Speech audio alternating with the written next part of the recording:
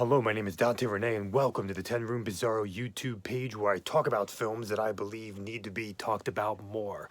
Like tonight's film, this is 1983's Night of Open Sex by my favorite director, Mr. Jess Franco, and this stars his main love of his life and a woman in front of the camera and also behind the camera, Miss Lena Romay. It also stars a staple of Jess Franco's films all the way up to his last film. Mr. Robert Foster is in here as well.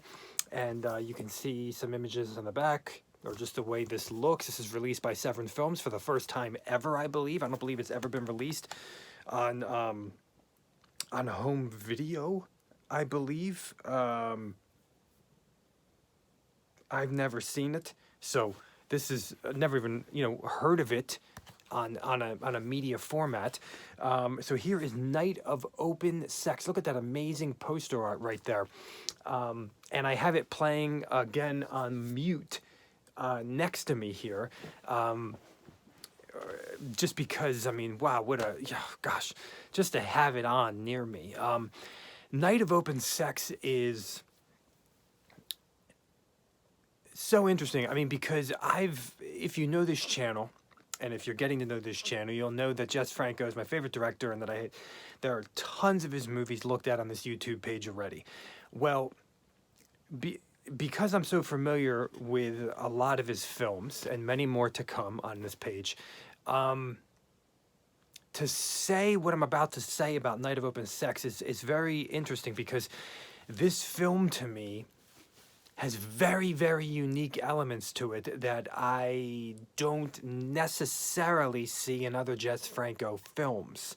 And specifically, though, what I'm talking about there is the atmosphere that's created by the music.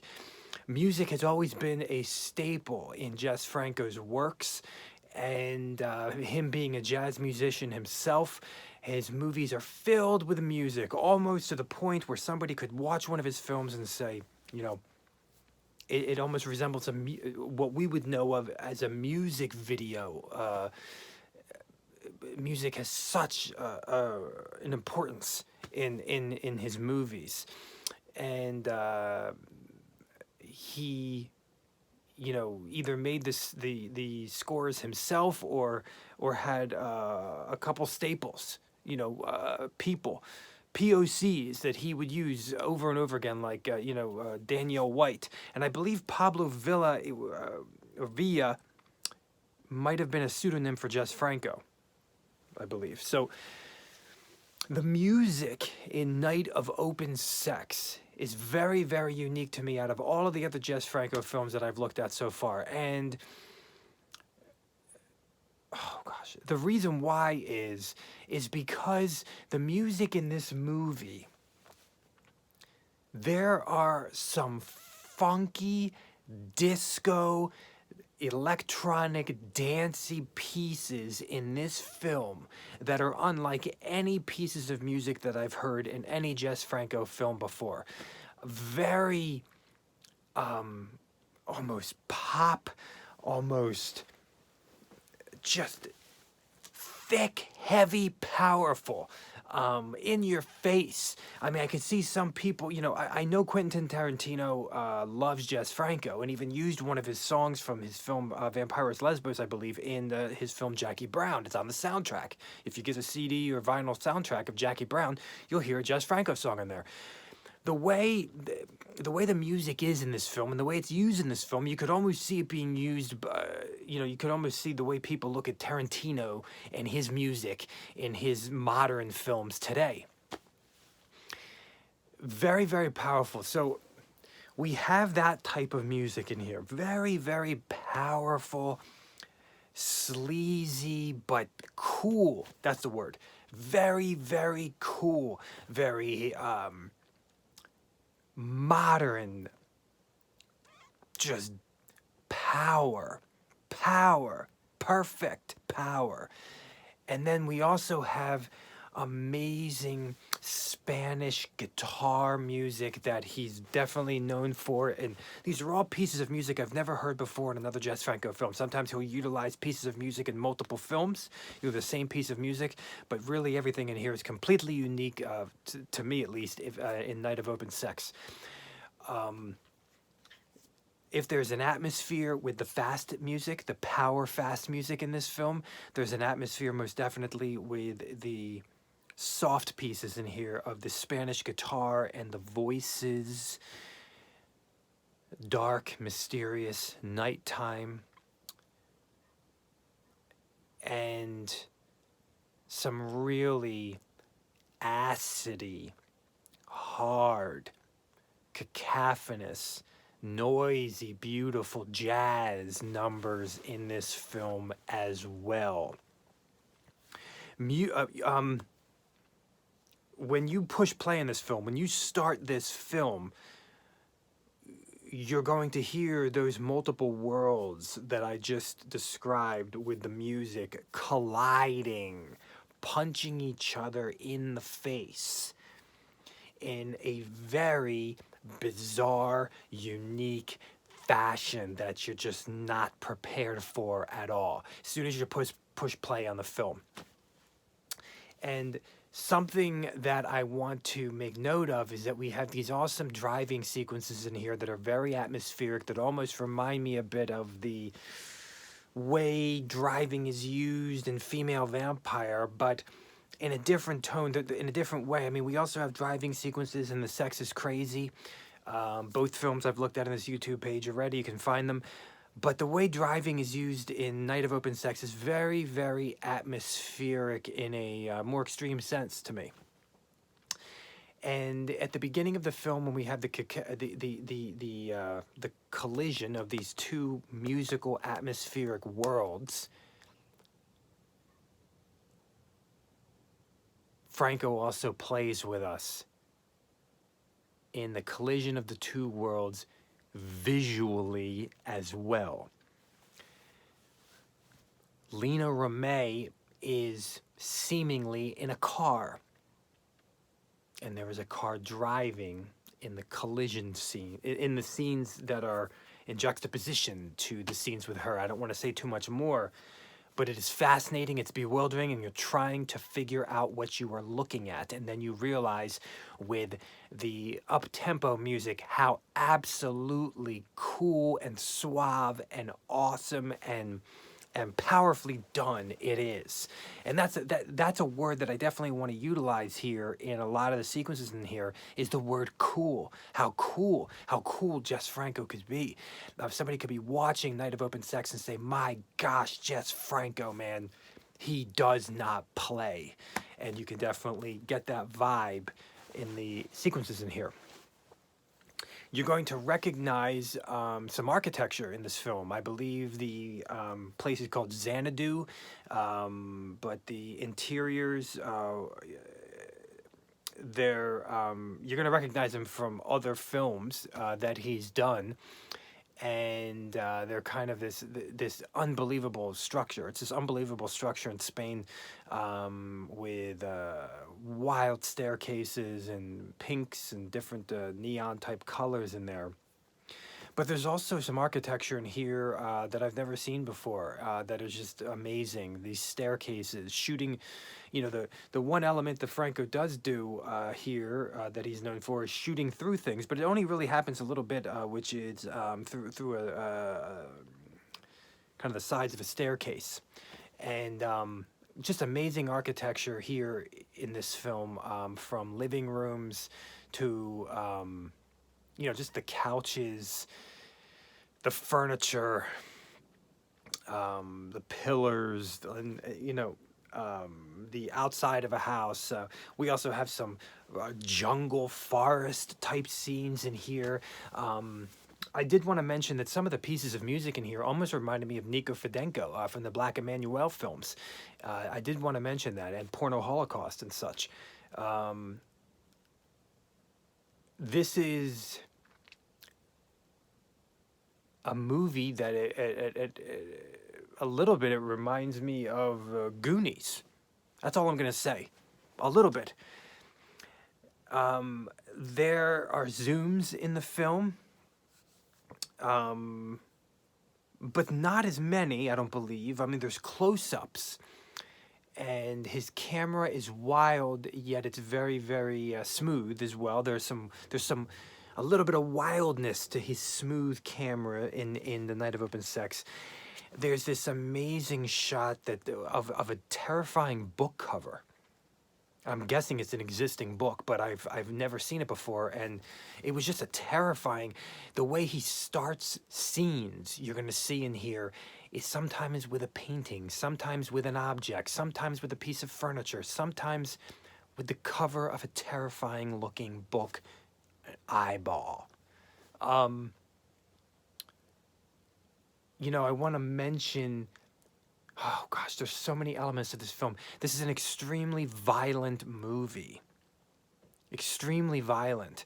And it's also an with torture and really almost his women in prison style torture.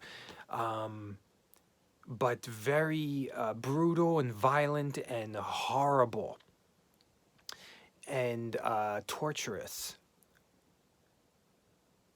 And violently sexual as well. This is also an extremely sexual film. If you know Jess Franco, you know that he loves nightclub sequences, and in this film, I believe the nightclub sequences are very, very unique, because when you first enter into the nightclub sequences, your brain is trying to figure out what the hell you are looking at. But it is an extremely vagina visual film, as Franco will utilize the filming of a woman's vagina or her butt vagina, specifically as the core of a scene. Even if the scene isn't quote-unquote sexual.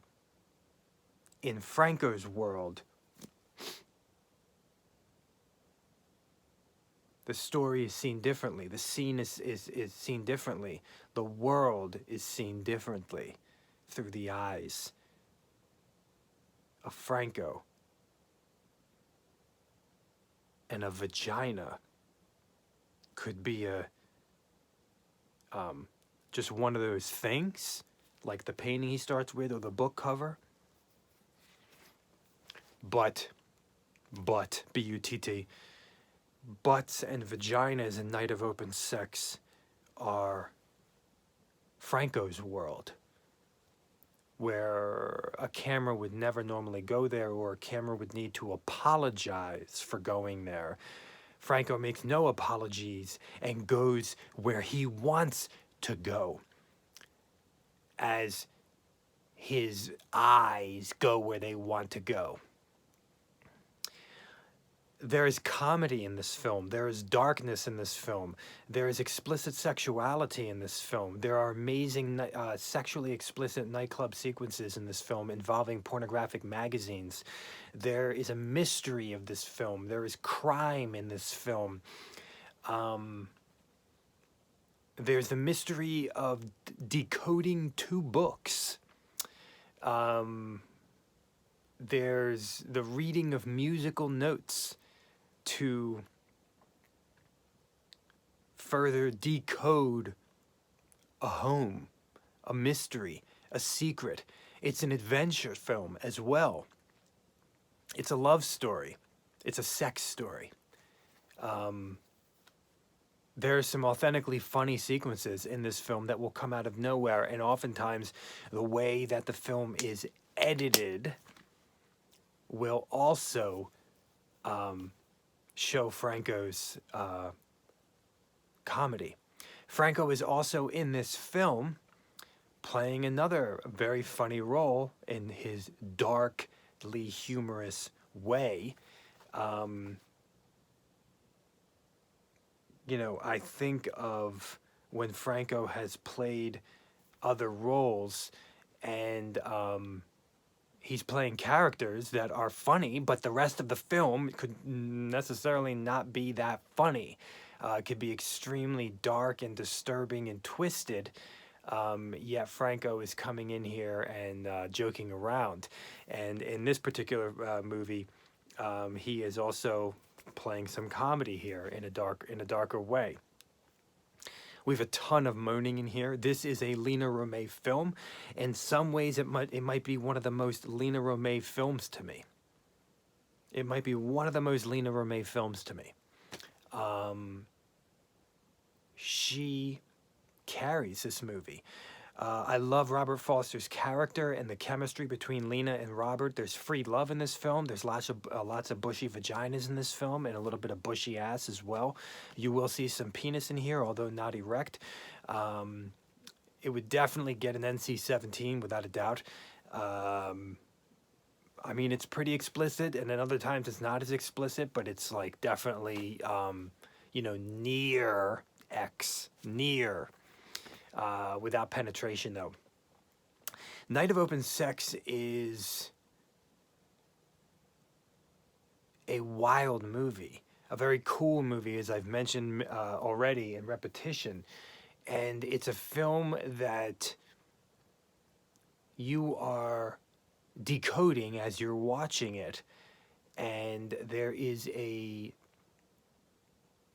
wild, coherent story happening in here that even involves Nazis. A little bit of humor with Nazis as well. And it's really all the way to the end. It is a unique cinematic experience, just like all Franco films are.